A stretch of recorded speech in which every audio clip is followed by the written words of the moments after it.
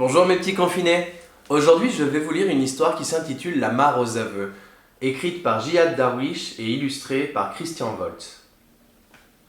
La mare aux aveux.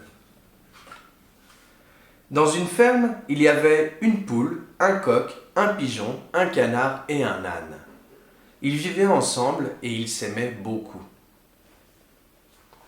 Un jour, la poule trouve quelques grains de blé et décide de les semer. Elle appelle ses amis. « Qui veut semer le blé avec moi ?»« Pas moi, dit le coq. »« Pas moi, dit le pigeon. »« Pas moi, dit le canard. »« Pas moi, dit l'âne. » Alors la poule a semé le blé toute seule. Le temps a passé, le blé a poussé. Le champ est devenu tout doré. Une nuit, l'âne se réveille. Il a faim, très faim. « Oh, je mangerai bien 1 ou 2 épis de blé. 1 ou 2 épis en moins, la poule ne verra rien. » Il se lève sans faire de bruit et va jusqu'au champ. Il mange 2 épis. C'était bon, c'était délicieux, c'était doux.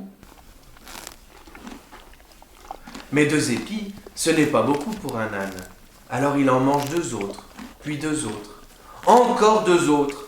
Quand il lève la tête, l'âne voit qu'il a mangé la moitié du champ. Oh là là là là là là là! Tout le monde va voir qu'il manque la moitié du champ. Il vaut mieux que je mange tout. Et c'est ce qu'il a fait. Il a tout mangé, tout avalé, puis il est retourné se coucher. Le matin, la poule se réveille et voit que le champ est dévasté. Il n'y a plus rien, plus une tige, plus un grain. Elle n'est pas contente, mais alors pas contente du tout. Elle appelle ses amis. « Qui a mangé le blé ?»« Pas moi, dit le coq. Pas moi, dit le pigeon. Pas moi, dit le canard. Pas moi, dit l'âne. »« Très bien, dit la poule. Puisque c'est comme ça, allons à la mare aux aveux. » La poule, le coq, le pigeon, le canard et l'âne ont marché longtemps. Ils sont arrivés devant la mare.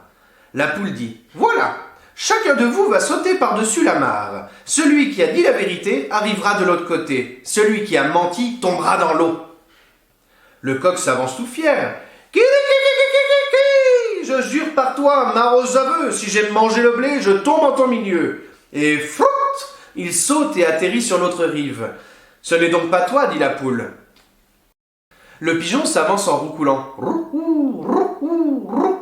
« Je jure par toi, mare aux aveux, si j'aime manger le blé, je tombe en ton milieu. » Et flout, il s'envole jusqu'à l'autre rive.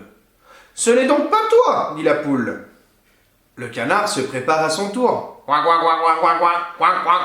Je jure par toi, mare aux aveux, si j'aime manger le blé, je tombe en ton milieu. » Et flout, il saute et atterrit sur l'autre rive. « Ce n'est donc pas toi, dit la poule. » L'âne était couché par terre, le ventre lourd. « C'est à toi maintenant, lui dit la poule. Laisse-moi me reposer un peu. »« Tu t'es déjà bien reposé, lève-toi. »« Laisse-moi bâiller un peu. »« Tu ne fais que bâiller depuis ce matin, lève-toi. »« Laisse-moi m'étirer un peu. »« Tu t'es déjà étiré 10 fois, lève-toi. » L'âne se lève et s'approche de la mare. « Hi-han, hi-han. Je jure par toi, mare aux aveux, si j'aime manger le blé, je tombe en ton milieu. » Et il saute et tombe en plein milieu de la mare. « C'est donc toi, dit la poule. C'est donc toi, dit le coq. C'est donc toi, dit le pigeon. C'est donc toi, dit le canard. » L'âne était rouge de honte, du museau jusqu'au bout des oreilles. « C'est vrai, dit-il. Je n'ai pas pu résister, c'était tellement bon. » La poule, le coq, le pigeon et le canard ont bien ri. Ils se sont approchés et ils ont tiré leur ami de la mare. L'âne a promis de ne plus jamais recommencer et la poule le lui a pardonné. Mon histoire est terminée.